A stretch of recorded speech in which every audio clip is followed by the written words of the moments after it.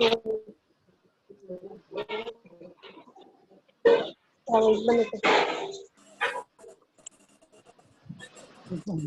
morning, students. Good morning.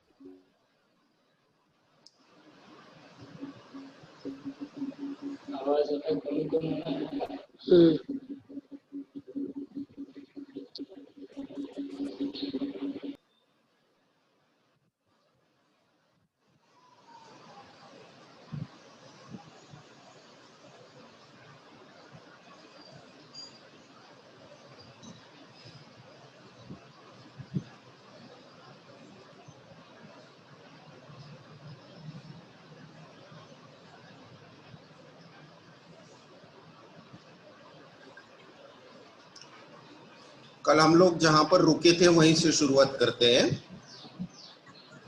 Composite flower हम लोगों ने देखा था जिसमें रेफ्लोरेट और डिसफ्लोरेट होता है। बाहर के सर्कल में जो होता है जिसे हम लोग रेफ्लोरेट कहते हैं और बीच में के सर्कल में जो होता है उसे डिसफ्लोरेट कहा जाता है। रेफ्लोरेट is always neutral or non-functional. It means for only attraction of insects for cross-pollination.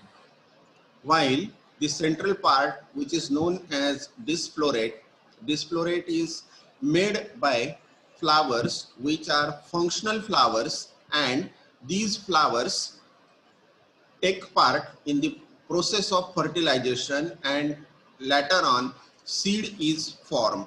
Such type of arrangement where the flowers are divided into two florets, reflorate and disflorate, are known as composite flowers.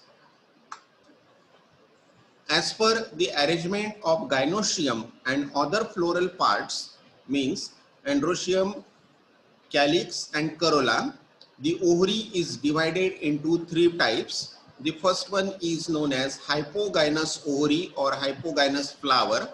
In this, ovary is placed above and other floral parts are placed below to the ovary. Hypo means below and ovary, other floral parts are placed below to the ovary. So this type of arrangement is known as hypogynous flower. While in epigynous flower, the other floral parts are placed above to the ovary. Ovary is below and other floral parts are placed above to the ovary, that is calyx, corolla and androecium are placed above to the ovary. Epi means above and gynous means gynoecium. Other floral parts are placed above to the ovary, so this condition is known as epigynous flower. While in another case, the ovary is placed at center and other floral parts are situated to the periphery of the ovary. You may observe at here, this is ovary and at its circle, this is calyx, corolla and androecium, all are placed periphery to the gynoecium. So this type of arrangement is known as perigynous flower. This was also completed yesterday. This is a typical structure of flower which consists four whorls: calyx, corolla, androecium and gynoecium. Calyx is made from three parts. The upper one is known as stamen. The lower one is thread-like structure is known as filament, and filament and anther lobe where connects is known as connective. So androecium is made by three parts: anther lobe, connective and filament, while gynoecium is made with three parts. The upper one is known as stigma, the middle one is style, and the globe-like structure is known as ovary. So gynoecium is made from stigma, style and ovary. Gynoecium is also known as pistil or carpel. Now we are going to study one by one all floral parts. The first one, the outermost whorl, is known as calyx. Calyx is usually green in color and it is made for protection of flower in bud condition. The types of calyx, this was also covered yesterday.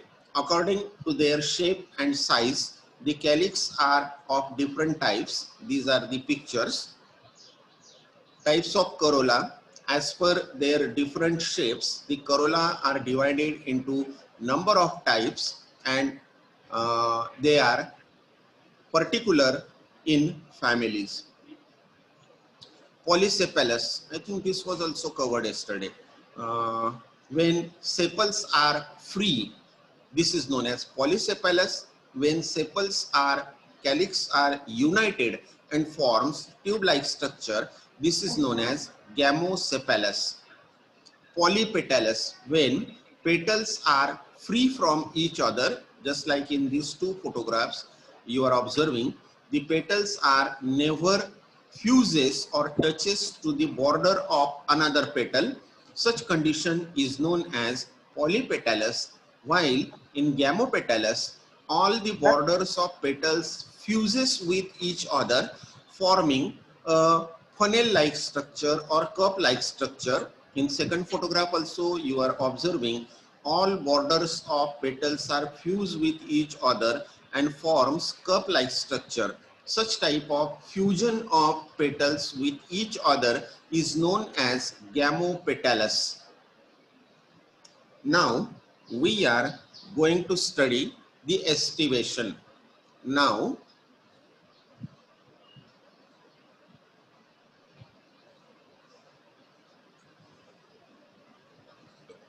in this picture, the yellowish colored flower is here, and in all total 4 petals are present at here. All petals are free from each other and their borders are also side by side lying. Such type of arrangement, when the arrangement of petals or sepals in bud condition is known as estivation. Aestivation का मतलब होता है calyx और Corolla bird condition में natural condition में जैसे arrange होते हैं, वो अरेंजमेंट का जो स्टडी होता है उसे एस्टिवेशन कहा जाता है. अब एस्टिवेशन में टोटल 5 टाइप्स होते हैं. ये किस तरीके से होते हैं ये हम लोग 1 बाय 1 स्टडी करेंगे. यहाँ पर आप लोग देख रहे हैं फर्स्ट फिगर में 1, 2, 3, 4 और 5 पेटल्स यहाँ पर प्रेजेंट है, यानी 5 करोला यहाँ पर प्रेजेंट है. और पांचों जो करोला है, ये करोला में आप लोग अगर देखें तो ये एक करोला की बॉर्डर है और ये उसी की दूसरी बॉर्डर है. मगर ये जो बॉर्डर्स है, ये बॉर्डर्स अगर देखें हम लोग पूरे सर्कल में, तो कहीं पर भी अंदर या बाहर की ओर नहीं होते हुए दिखाई देती है. यानी ये बिल्कुल एक सिमेट्री में सर्कल में पांचों क्या पांचों बॉर्डर करोला की 10 बॉर्डर साइड बाय साइड होती है, कहीं पर भी अंदर या बाहर की पोजीशन नहीं होती है. ऐसा जो पोजीशन होता है कैलिक्स या करोला में, उसे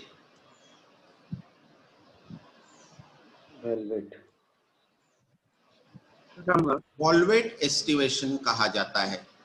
अब ये कैसा होता है इसके नीचे के फिगर में हम लोग देखेंगे. यहाँ पर ये टोटल डायग्रामेटिक रिप्रेजेंटेशन किया हुआ है और टोटल 5 पेटल्स है यहाँ पर. अब ये जो पेटल की बॉर्डर है यहाँ पर और यहाँ पर, बिल्कुल ये बॉर्डर की ओर आप लोगों ने कंसंट्रेट करना है. ये दोनों बॉर्डर्स जो है पेटल्स की, ये आपस में साइड बाय साइड रखी हुई है या साइड बाय साइड सिचुएटेड है. इनमें कहीं पर भी नीचे ऊपर की पोजीशन नहीं हो रही है. जिस वक्त पेटल्स या सेपल्स कोई भी ओवरलैपिंग नहीं बताते हैं, प्लेन होते हैं, ऐसे अरेंजमेंट को कहा जाता है वॉल्वेट एस्टिवेशन. अब हम लोग सेकंड की ओर जाते हैं. यहाँ पर आप लोग देखेंगे तो टोटल 5 पेटल्स यहाँ पर भी प्रेजेंट है, मगर यहाँ सिचुएशन थोड़ा सा अलग है। यहाँ पर आप लोग देख सकते हैं कि हर एक पेटल की एक बॉर्डर जो है वो दूसरे पेटल के अंदर है और दूसरी बॉर्डर जो है वो दूसरे पेटल के बाहर है। यानी एक पेटल की एक बॉर्डर एक साइड अंदर की ओर है और एक साइड बाहर की ओर है। हर पेटल में यही सिचुएशन मिलेगा आपको। इस पेटल में देखोगे तो यहाँ पर ये बॉर्डर अंदर की ओर है और ये बाहर की ओर है। हर पेटल में एक बॉर्डर अंदर की ओर है और एक बॉर्डर बाहर की ओर है। इसे हम लोग इंग्लिश में कैसा डिस्क्राइब करेंगे? One border is overlapping. जो बाहर की ओर होती है इसे ओवरलैपिंग कहा जाता है और जो अंदर की ओर होती है उसे ओवरलैप्ड कहा जाता है। यानी इसे हम लोग कहेंगे one border of each petal is overlapping and one border is overlapped. इसके वजह से क्या होता है, इसे सभी एक अंदर और एक बाहर होने के वजह से इसे एक ट्विस्ट किया हुआ जैसा अपीयरेंस या स्ट्रक्चर मिलता है, इसलिए इसे ट्विस्टेड एस्टिवेशन कहा जाता है। अब ये ट्विस्टेड एस्टिवेशन डायग्रामेटिकली ऊपर के स्केच में हम लोग देखेंगे। यहाँ पर एक बॉर्डर अंदर की ओर है और एक बाहर की ओर है और हर पेटल में ऐसा ही सिचुएशन है। यहाँ पर भी एक अंदर है एक बाहर है और जिसके वजह से इसे एक ट्विस्टेड जैसा अपीयरेंस मिलता है।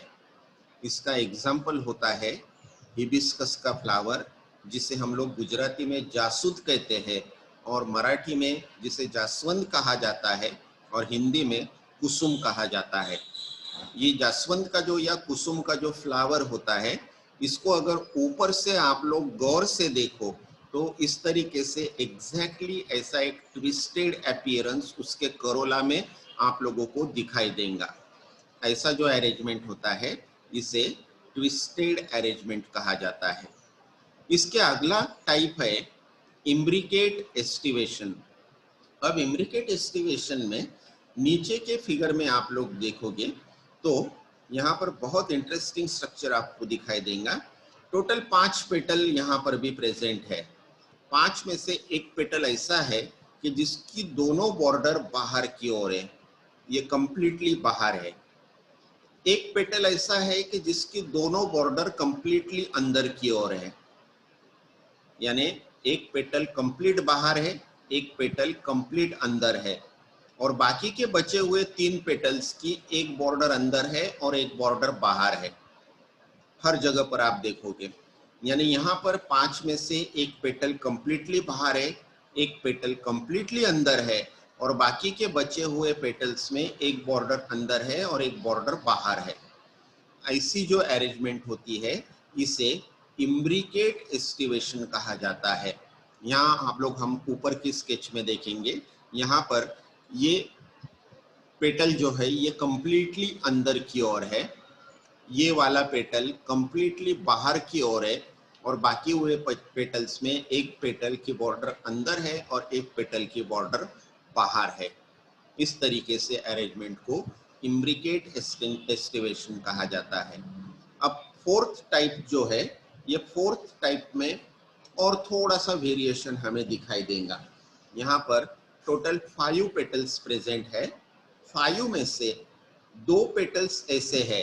अब यहाँ पर आप लोग देखेंगे ये वाला एक और ये वाला एक, 2 पेटल्स ऐसे है कि जिनकी दोनों बॉर्डर बाहर की ओर है और 2 पेटल ऐसे है, ये वाला एक और ये वाला एक, जिनकी दोनों बॉर्डर्स अंदर की ओर है और बचा हुआ एक 5वां पेटल ये है जिसकी एक बॉर्डर अंदर है और एक बॉर्डर बाहर है। यानी टोटल 5 पेटल में से 2 पेटल्स की बॉर्डर पूरी तरह से बाहर है, 2 पेटल की बॉर्डर पूरी तरह से अंदर है और बचे हुए एक पेटल की बॉर्डर अंदर की ओर है और एक बाहर की ओर है। इस तरीके का जो अरेंजमेंट होता है इसे कहा जाता है क्विंकेंशियल एस्टिवेशन। अब ऊपर के स्केच में हम लोग देखेंगे, यहाँ पर ये पेटल बाहर की ओर है और ये वाला बाहर की ओर है, ये वाला अंदर है, उसके सामने वाला ये वाला भी, दोनों बॉर्डर्स अंदर है, और बचा हुआ एक जो है ये एक अंदर है और एक बाहर है। इस तरीके की जो अरेंजमेंट होती है इसे क्विंकेंशियल एस्टिवेशन कहा जाता है। यूजुअली सभी फैमिलीज में ये 4 टाइप की कैलिक्स और करोला में की अरेंजमेंट दिखाई देती है, जिसे एस्टिवेशन कहा जाता है, जिसमें वॉल्वेट, ट्विस्टेड, इम्ब्रिकेट और क्विंकेंशियल ऐसे 4 टाइप होते हैं। अब पांचवा जो टाइप है, ये पांचवा टाइप सिर्फ एक ही फैमिली में मिलता है। ये बाकी के चारों जो टाइप है ये बाकी सभी फैमिलीज में मिलते हैं। हम लोग एक सिस्टम ऑफ क्लासिफिकेशन स्टडी करने वाले हैं जिसका नाम है Bentham and Hooker system of classification.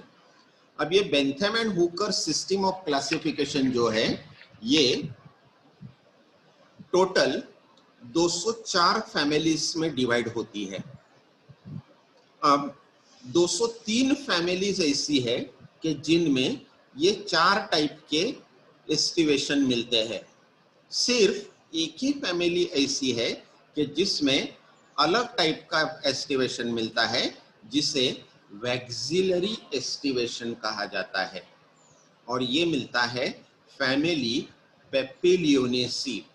Butterfly family जिसे कहा जाता है या पी फैमिली जिसे कहा जाता है, वो पेपिलियोनेसी फैमिली में ये वैक्सिलरी एस्टिवेशन मिलता है। अब ये वैक्सिलरी एस्टिवेशन टिपिकली ये फैमिली में मिलने के वजह से वो फैमिली का ये एक आइडेंटिकल कैरेक्टर बनता है, यानी आइडेंटिफिकेशन कैरेक्टर बनता है। तो ये क्या चीज होती है एग्जैक्टली मैं आप लोगों को समझाता हूँ।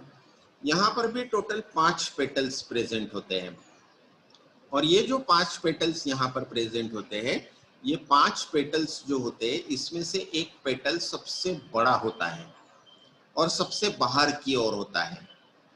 यहाँ पर आप लोग देख रहे हैं ये एक पेटल है जो सबसे बड़ा है और सबसे बाहर है। फिर बाद में जो 2 पेटल आते हैं ये थोड़े से मीडियम साइज के होते हैं, ना छोटे ना बड़े ऐसे होते हैं, मगर दोनों एक साइज के होते हैं। ये जो 2 पेटल होते हैं, और लास्ट में बचे हुए जो 2 पेटल होते हैं, ये 2 पेटल नीचे की ओर आपस में यूनाइट होते हैं और एक बोट शेप्ड स्ट्रक्चर फॉर्म होता है। जो सबसे बड़ा और सबसे बाहर का स्ट्रक्चर या पेटल होता है, करोला होता है, इसे कहा जाता है स्टैंडर्ड। फिर उससे मीडियम साइज के जो सामने 2 पेटल्स होते हैं इन्हें कहा जाता है विंग्स। बाहर का हुआ स्टैंडर्ड, अंदर का हुआ विंग्स, और लास्ट में जो 2 पेटल आपस में यूनाइट होकर बोट शेप्ड स्ट्रक्चर फॉर्म होता है इसे कहा जाता है किल। यानी यहाँ पर स्टैंडर्ड, विंग्स और किल ऐसे टाइप में ये करोला डिवाइड होता है, और ये करोला को कहा जाता है पेपिलियोनेशियस करोला।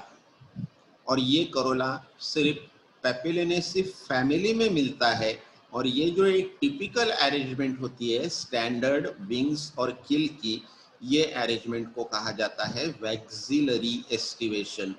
यहाँ ऊपर की ओर देखेंगे हम लोग, यहाँ पर ये सबसे बड़ा स्टैंडर्ड है, मिडल साइज के 2 है, यहाँ पर ये विंग्स है, और लास्ट में आपस में यूनाइट होने वाले 2 है, इन्हें कहा जाता है किल।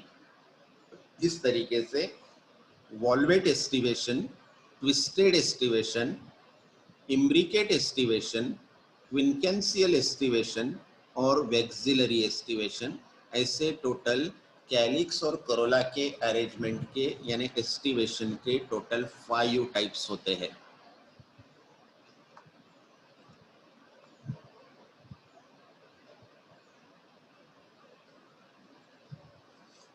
फिर उसके मुझे आप बताइए एस्टिवेशन समझ में आया? Yes sir. ओके, हम लोग अगली टर्मिनोलॉजी की ओर सर। बढ़ते हैं।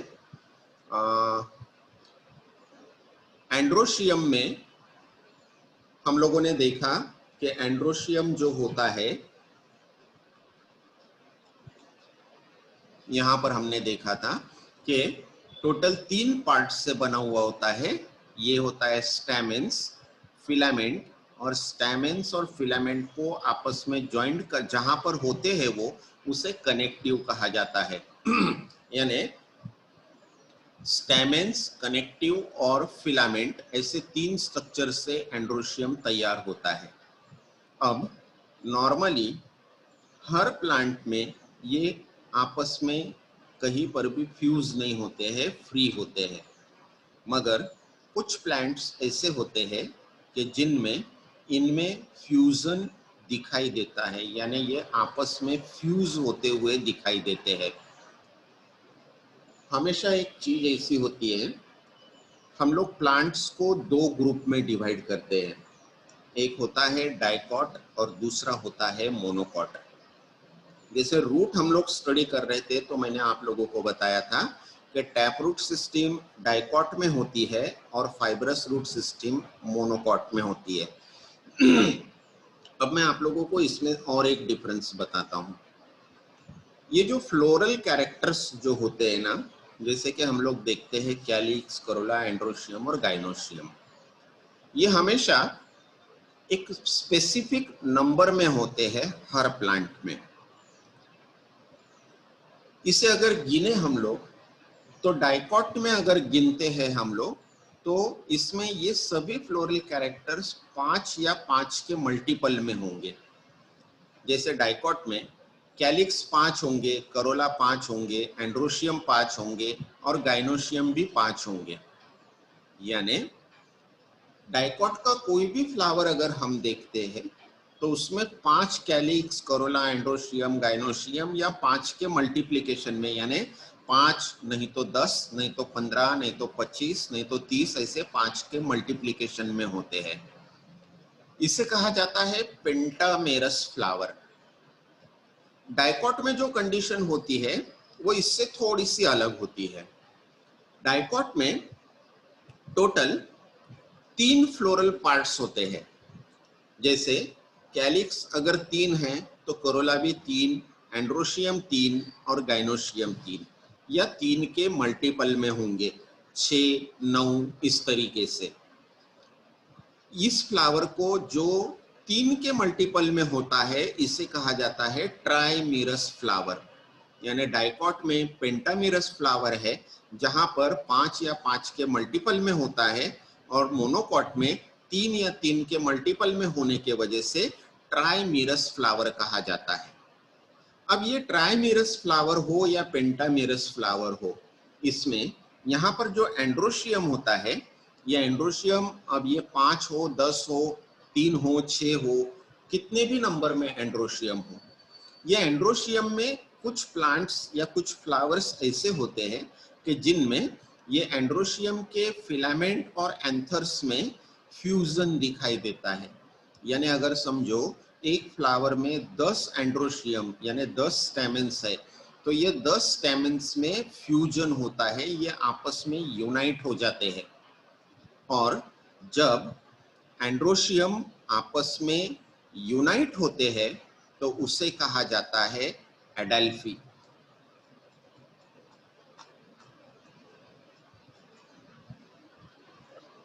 एडेल्फी का मतलब होता है यूनियन, गेट टुगेदर। ये यूनियन जो होता है, यहाँ पर कई सारे स्टैमेंस यानी कई सारे एंड्रोशियम यहाँ पर प्रेजेंट होते हैं, कई सारे फिलामेंट्स यहाँ पर प्रेजेंट होती है, और ये फिलामेंट या ये एंड्रोशियम आपस में यूनाइट होते हैं, इसे एडेल्फी कहा जाता है। जिस वक्त, अब आप लोग बहुत ध्यान से सुनिएगा, हम लोगों ने एंड्रोशियम को टोटल 3 पार्ट्स में डिवाइड किया था, स्टैमेन, कनेक्टिव और फिलामेंट, ऐसे 3 पार्ट थे। कनेक्टिव तो जहां पर स्टैमेन और फिलामेंट आपस में यूनाइट होते हैं उस पार्ट को या उस लोकेशन को कनेक्टिव कहा जाता है। मेन होता है स्टैमेन और फिलामेंट।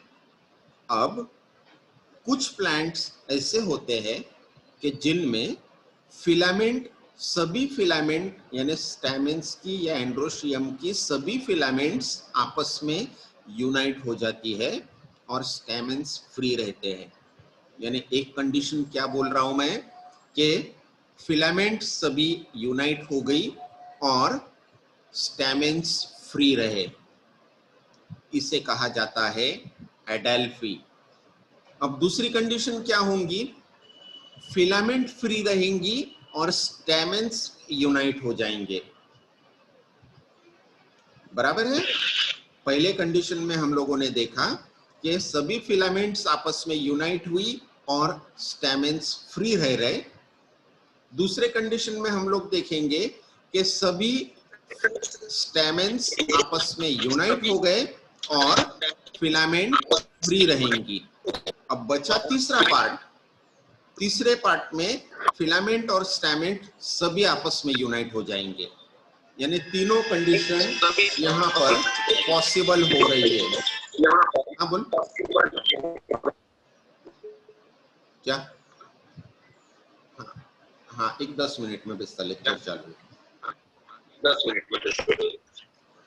पहले कंडीशन में हम लोगों ने देखा कि फिलामेंट सभी आपस में यूनाइट हुई, स्टैमेंस फ्री है। दूसरे कंडीशन में हमने देखा स्टैमेंस सब यूनाइट हुए और फिलामेंट फ्री है। और तीसरे कंडीशन में हम लोग देख रहे कि स्टैमेंस और फिलामेंट दोनों यूनाइट हो गए। अब हम लोग 1 बाय 1 कंडीशन स्टडी करेंगे।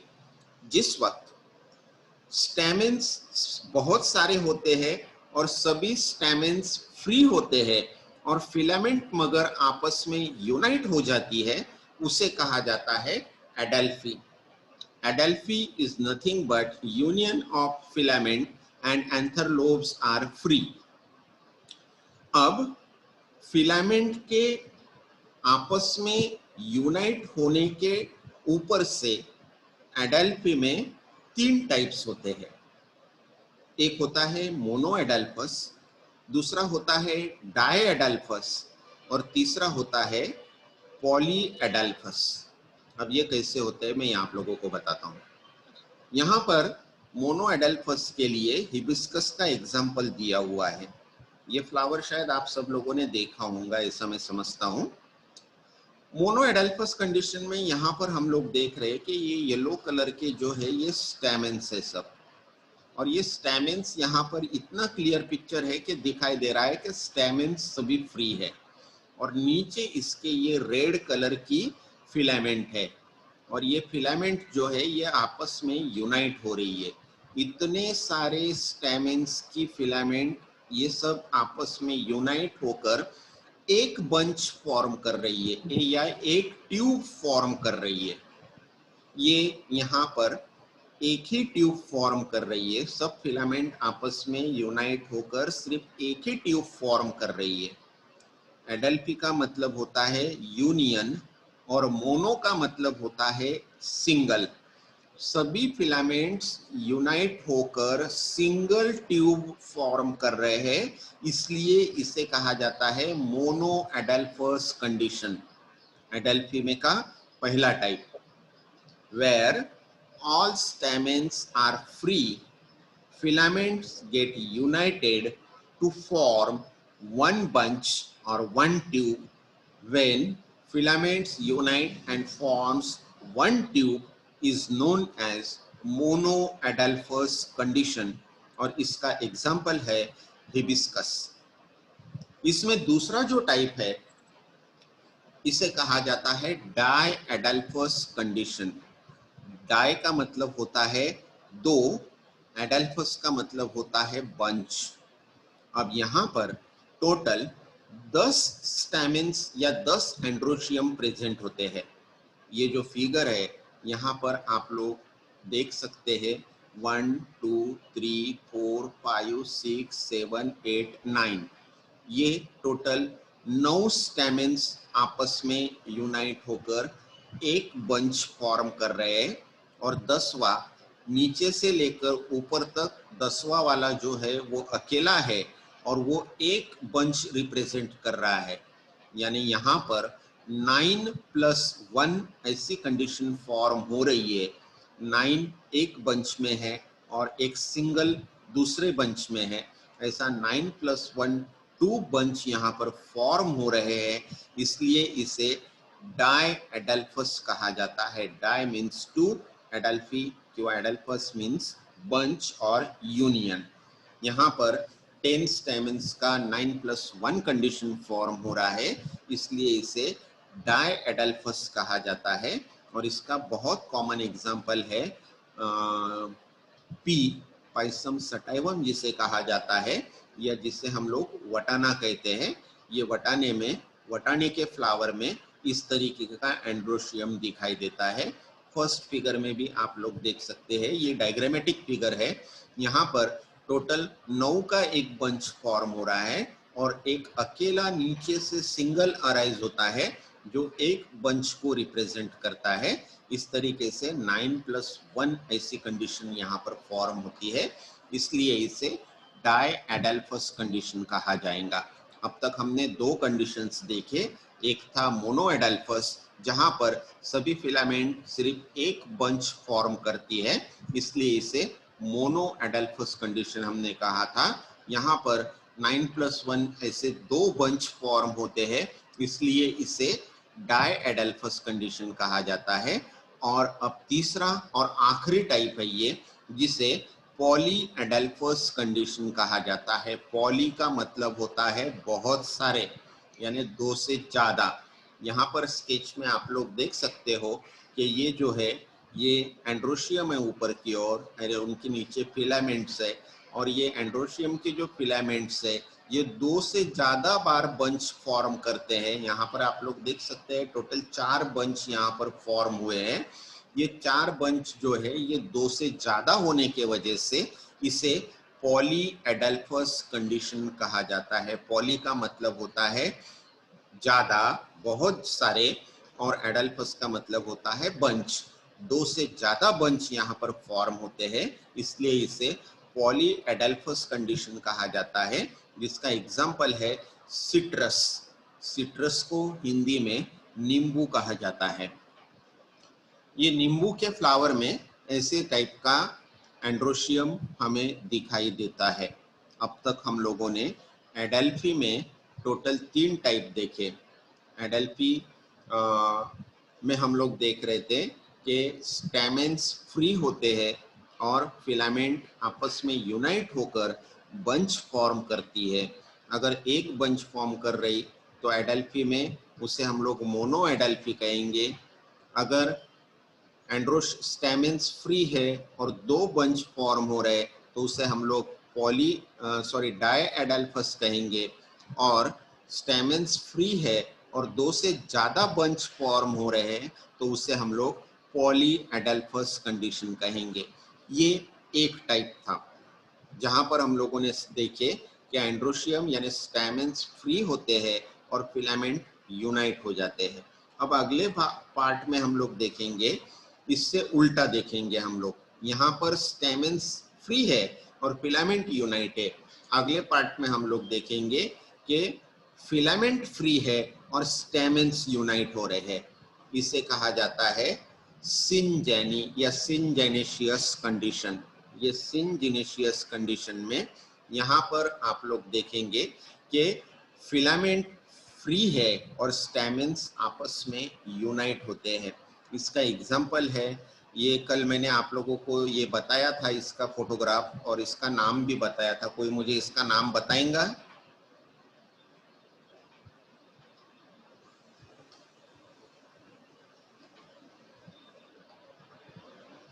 हेलो सर, यस, गिलकी का फूल बोल। हाँ यस, इसको बॉटनिकल लैंग्वेज में ल्यूफा कहा जाता है। LUFFA, ल्यूफा। ल्यूफा यानी गिलकी। अब यहाँ पर हम लोग देख रहे हैं, ये पहले छोटा फोटोग्राफ है, यानी लंबे से लिया हुआ है थोड़ा, और ये बहुत नजदीक से लिया हुआ है। यहाँ पर हम लोग देख रहे हैं कि ये सभी स्टैमेंस जो है, ये स्टैमेंस आपस में यूनाइट हो गए हैं और इनकी फिलामेंट नीचे से फ्री है। यानी एडेल्फी में हमने देखा था उससे टोटल अपोजिट कंडीशन यहाँ पर हमें दिखाई दे रही है। एडेल्फी में हमने क्या देखा था, स्टैमेंस फ्री थे और फिलामेंट यूनाइट हो रही थी। यहाँ पर स्टैमेंस यूनाइट हो रहे हैं और फिलामेंट्स फ्री है। इसे कहा जाता है सिंजिनेशियस कंडीशन, और जिसका एग्जाम्पल है ल्यूफा। ऐसा एग्जाम्पल सनफ्लावर में भी दिखाई देता है।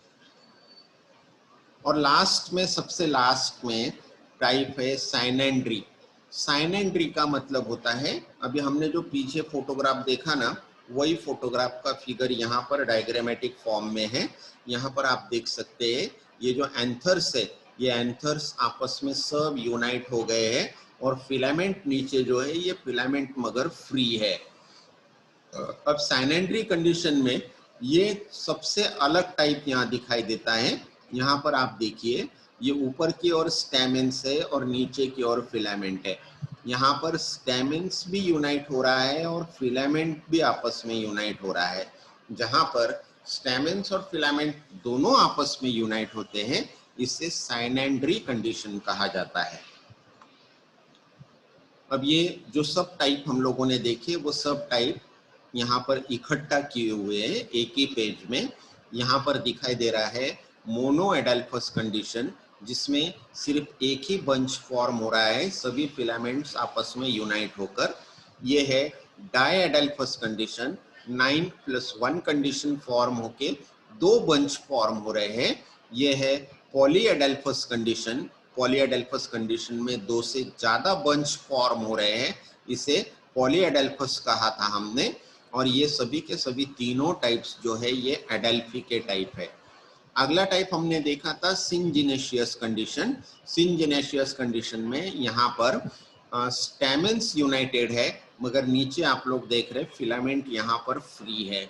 और साइनेंड्रस कंडीशन में यहाँ पर ऊपर स्टैमेंस है और नीचे फिलामेंट है। स्टैमेंस और फिलामेंट दोनों यूनाइटेड है, इसलिए इसे साइनेंड्रस कंडीशन कहा जाता है। एडेल्फी आप लोगों को समझ में आया ये? Yes sir. ओके, हम लोग आगे बढ़ते हैं।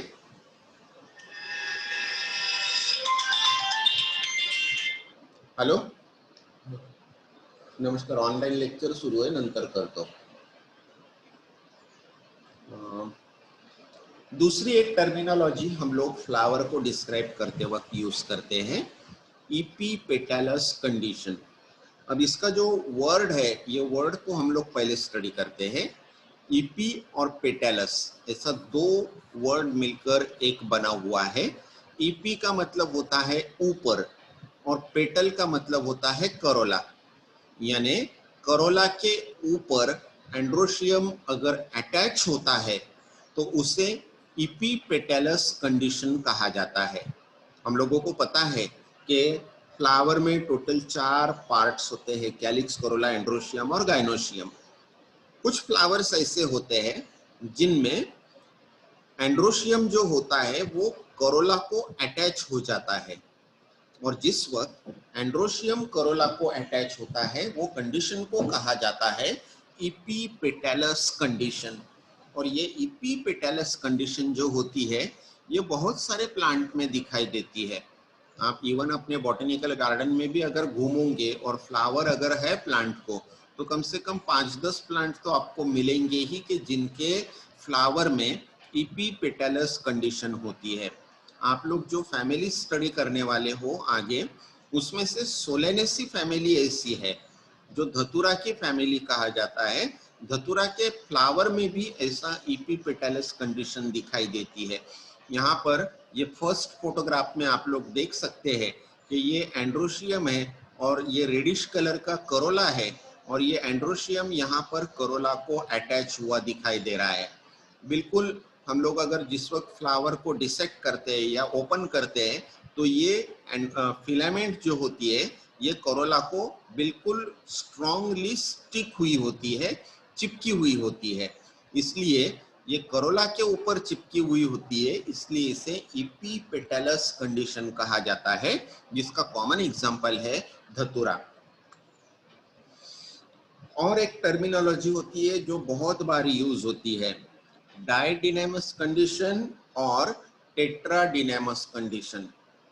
डायडिनेमस कंडीशन का मतलब ऐसा होता है, किसी भी फ्लावर में अगर एंड्रोशियम 4 है, जैसे कि यहाँ पर हम लोग ये फोटोग्राफ में देख रहे हैं कि 1 2 3 और 4 ऐसे 4 एंड्रोशियम यहाँ पर प्रेजेंट है, मगर 2 एंड्रोशियम के फिलामेंट की हाइट थोड़ी बड़ी है और 2 एंड्रोशियम के फिलामेंट की हाइट थोड़ी सी छोटी है, यानी 2 सेट में ये एंड्रोशियम डिवाइड हो रहे हैं, एक बड़े वाला सेट और एक छोटे वाला सेट, यानी टोटल एंड्रोशियम 2 सेट में या 2 साइज में डिवाइड होते हैं, तो उसे डायडिनेमस कंडीशन कहा जाता है। डाई का मतलब होता है 2, जिस वक्त एंड्रोशियम 2 सेट्स में डिवाइड होते हैं उसे डायडिनेमस कंडीशन कहेंगे। अब यहाँ पर कभी कभी 10 एंड्रोशियम भी हो सकते हैं, तो 5 लंबे होंगे और 5 थोड़े से छोटे होंगे, यानी कितने भी एंड्रोशियम रहे मगर वो 2 सेट में डिवाइड होते हैं। शायद वो फिर 6 होंगे 3-3 के हिसाब से, तो 3 छोटे होंगे 3 बड़े होंगे, 10 होंगे तो 5 छोटे होंगे 5 बड़े होंगे। ऐसे 2 छोटे बड़े सेट में जिस वक्त एंड्रोशियम डिवाइड होते हैं उसे डायडिनेमस कंडीशन कहा जाता है। दूसरे वाले स्केच में आप लोग देख सकते हैं टेट्राडिनेमस कंडीशन बोल रहे हैं हम लोग। अब यहाँ पर टोटल आप लोगों को 6 एंड्रोशियम दिखाई दे रहे हैं, बराबर। तो 6 में से यहाँ पर ये बीच वाले 2 है, ये सबसे लंबे हैं, उसके साइड में के जो है वो उससे थोड़े छोटे हैं और बचे हुए 2 बिल्कुल भी छोटे हैं, यानी टोटल 3 सेट में यहाँ पर एंड्रोशियम डिवाइड होते हैं, इसलिए इसे टेट्राडिनेमस कंडीशन कहा जाता है। अब एंड्रोशियम जो होता है, ये एंड्रोशियम के ऊपर हम लोगों ने देखा था कि एंड्रोशियम टोटल 3 पार्ट में डिवाइड होता है। ये ऊपर का स्टैमेन जिसे एंथर कहा जाता है, नीचे का फिलामेंट, और यहाँ पर जहाँ पर स्टैमेन और फिलामेंट आपस में यूनाइट होती है इसे कनेक्टिव कहा जाता है। अब ये जो स्टैमेन्स होते हैं, ये स्टैमेन्स 2 टाइप के होते हैं, ये या तो एक सेल से बने हुए होते हैं या तो 2 सेल्स से बने हुए होते हैं। जिस वक्त स्टैमेन्स एक ही सेल से बने हुए होंगे उसे कहा जाता है मोनोथिकस स्टैमेन। मोनो का मतलब होता है सिंगल और थीका का मतलब या थीकस का मतलब होता है कंपार्टमेंट, यानी सिर्फ एक ही कंपार्टमेंट से जिस वक्त स्टैमेन बनता है उसे कहा जाता है मोनोथिकस स्टैमेन, और जिस वक्त 2 कंपार्टमेंट से बनता है स्टैमेन तो उसे कहा जाता है डायथिकस। ये चीज हमेशा ख्याल में रखना, क्योंकि कुछ प्लांट्स ऐसे होते हैं कि जिनकी पहचान ये स्टैमेन के कंपार्टमेंट पर से या स्टैमेन के सेल्स पर से की जाती है। जैसे कि अगर कुछ एक आधा प्लांट ऐसा होता है कि जिसमें बहुत सारे कैरेक्टर्स कुछ प्लांट से मिलने वाले होते हैं मगर सिर्फ स्टैमेन में वेरिएशन होता है, तो ये स्टैमेन के ऊपर से फिर वो प्लांट को आइडेंटिफाई किया जाता है। If stamens or androecium stamens are made with single cell, it is known as monothecous, and if it is made by 2 cells, it is known as dithecous. अब एंड्रोशियम का स्टडी यहाँ पर complete होता है। अब हम लोग गाइनोशियम की ओर बढ़ते हैं। अब गाइनोशियम में हम लोग देखें तो फ्लावर में सबसे अंदर का जो होर्ल होता है, यानी चौथा होर्ल होता है, इनर मोस्ट होर्ल होता है, जिसे गाइनोशियम कहा जाता है। गाइनोशियम ये फीमेल रिप्रोडक्टिव ऑर्गन होता है और गाइनोशियम जो होता है वो 3 पार्ट से बना हुआ होता है, स्टिग्मा, स्टाइल और ओवरी। और यहाँ पर स्टिग्मा जो होता है ये ऊपर की ओर होता है, स्टाइल बीच में की ओर होता है और नीचे ओवल शेप में या राउंडेड शेप में ओवरी प्रेजेंट होती है। स्टिग्मा, स्टाइल और ओवरी ये तीनों को मिलके कार्पेल या गाइनोशियम बनता है और ओवरी के अंदर फिर ओवल्स प्रेजेंट होते हैं। ये जो स्टिग्मा, स्टाइल और ओवरी को कलेक्टिवली कार्पेल या गाइनोशियम कहा जाता है। ये गाइनोशियम 2 टाइप के होते हैं। अगर सिंगल गाइनोशियम अगर फ्लावर में प्रेजेंट होता है तो उसे मोनोकार्पस गाइनोशियम या मोनोकार्पस ओवरी कहा जाता है। और अगर एक से ज्यादा अगर गाइनोशियम प्रेजेंट होते हैं तो उसे एपोकार्पस या सिनकार्पस गाइनोशियम कहा जाता है। अब ये किस तरीके से होता है मैं आप लोगों को बताता हूं। यहां पर आप लोग देख रहे हैं एक से ज्यादा गाइनोशियम यहाँ पर, यानी एक से ज्यादा ओवरी यहाँ पर प्रेजेंट है। 1 2 3 3 ओवरी यहाँ पर प्रेजेंट है, मगर तीनों ओवरीज आपस में कहीं पर भी फ्यूज नहीं हो रही है।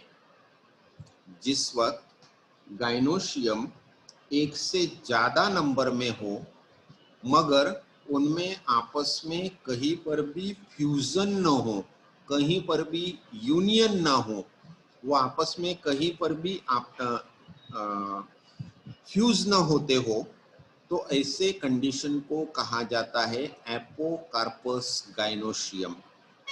अब ये गाइनोशियम का अगर हम लोग टीएस लेते हैं यानी सेक्शन अगर लेते हैं तो ये सेक्शन भी इस तरीके से आता है। नीचे आप लोग देख सकते हैं तीनों ओवरी के 3 सेक्शन हैं यहाँ पर, मगर ये सेक्शन में भी आप कहीं पर भी ये यूनाइट हो रहे हैं ऐसा यहाँ पर नहीं दिखाई देता। ये फ्यूज नहीं हो रहे, फ्री है आपस में। और जिस वक्त गाइनोशियम आपस में फ्री होते हैं उसे एपोकार्पस गाइनोशियम कहा जाता है। अब ये फ्री वाले गाइनोशियम है तो इससे अपोजिट कंडीशन क्या होंगी कि बहुत सारे गाइनोशियम साथ में रहते होंगे मगर वो आपस में फ्यूज हो जाते हैं। हमने क्या कहा, जिस वक्त गाइनोशियम आपस में फ्यूज नहीं होते हैं उसे हम लोग एपोकार्पस गाइनोशियम कहते हैं या एपोकार्पस ओवरी कहते हैं। फिर दूसरे कंडीशन में यहां पर हम लोग देख रहे हैं कि 1 2 और इसके पीछे एक है, यहाँ पर 3 गाइनोशियम प्रेजेंट है। ऊपर आप लोग देख सकते हैं 3 सिंबल है, तो ये तीनों आपस में फ्यूज हो जाते हैं, इसलिए इसे कहा जाता है सिनकार्पस कंडीशन। फ्री है तो एपोकार्पस, फ्यूज अगर हो रहे हैं तो सिनकार्पस। तो सिनकार्पस और एपोकार्पस ऐसी 2 कंडीशन यहाँ पर प्रेजेंट होती है। मेजॉरिटी प्लांट्स में सिनकार्पस गाइनोशियम होता है, बहुत कम प्लांट्स में एपोकार्पस पोजीशन प्रेजेंट होती है। अब यहाँ पर आप लोगों को क्लियर कट पिक्चर समझ में आएगा। मैंने बताया कि ये वही फिगर है यहाँ पर 3 गाइनोशियम प्रेजेंट है जो आपस में फ्री है। इसका सेक्शन भी यहाँ पर हम लोगों ने पीछे देखा वही है, ये टोटल आपस में फ्री है, यहाँ पर कहीं पर भी फ्यूजन या यूनियन नहीं दिखाई देता। अब यहाँ पर आप लोग देखें कि टोटल 3 गाइनोशियम प्रेजेंट है और तीनों का सेक्शन अगर लिए तो तीनों सेंटर में आपस में यूनाइट हो जाते हैं, फ्यूज हो जाती है इनकी वॉल्स आपस में, जिसके वजह से ये एक स्ट्रक्चर दिखाई देते हैं। यहाँ पर जैसे 3 अलग अलग दिखाई देते हैं, यहाँ पर एक सिंगल स्ट्रक्चर दिखाई देता है। जिस वक्त ये आपस में फ्री है तो इसे एपोकार्पस कहेंगे, और अगर आपस में यूनाइट हो जाते हैं तो इसे हम लोग सिनकार्पस कंडीशन कहते हैं।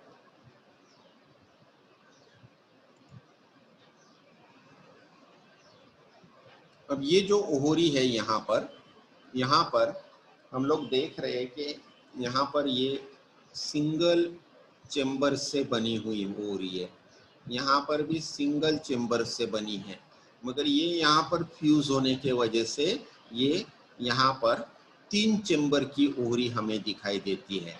तो ये ओहरी में या गायनोशियम में कितने चेम्बर है उस पर से इसके अलग अलग नाम दिए जाते हैं। ये किस तरीके से होते हैं, अब यहाँ पर फिर से वटाने का एग्जाम्पल दिया गया है जिसका नाम है पी। अब ये पी के प्लांट में अगर हम लोग ओहरी का सेक्शन लेते हैं तो ये ओहरी पूरी के पूरी सिर्फ एक ही चेम्बर से बनी हुई होती है, और ये एक चेम्बर से बनी हुई होती है, इसलिए इसे कहा जाता है मोनोकार्पेलरी ओहरी। मोनो का मतलब होता है सिंगल, कार्पेल का मतलब होता है गायनोशियम, और ये गायनोशियम सिर्फ एक ही चेम्बर से बना हुआ है, इसलिए एक ही ओहरी से बना हुआ है, इसलिए इसे कहेंगे मोनोकार्पेलरी ओहरी।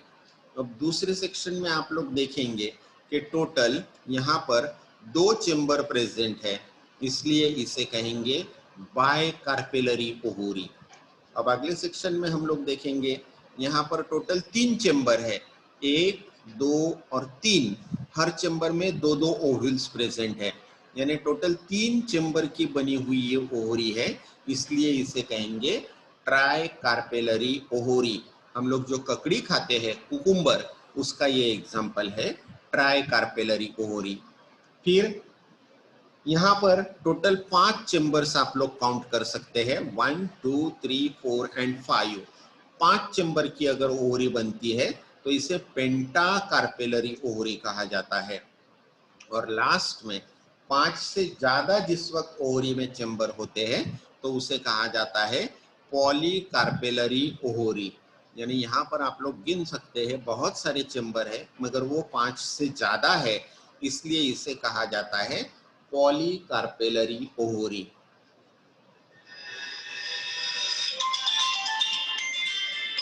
यहाँ तक समझ में आया आप लोगों के? Yes sir. ओके, हम लोग यहाँ पर रुकेंगे। आप लोगों ने रनिंग नोट्स तो निकाली होंगी। जैसे कि हमने आज सबसे मेन टॉपिक जो 2 कवर किए, 3 टॉपिक जो कवर किए, एक था एस्टिवेशन, दूसरा था एडेल्फी, और तीसरा था ये टाइप्स ऑफ ओहरी, जिसमें हमने मोनोकार्पेलरी से पॉलीकार्पेलरी ओहरी तक पढ़े। ये तीनों टाइप के ऊपर कल मैं एक छोटी सी ओरल लूंगा आप लोगों की, और फिर ओरल लेने के बाद में कल अपना सिलेबस हम आगे बढ़ाएंगे। हम लोग यहाँ पर रुकते हैं, कल शार्पली 10 बजे फिर से हम लोग मिलेंगे ऑनलाइन सेम लिंक पर। Thank you.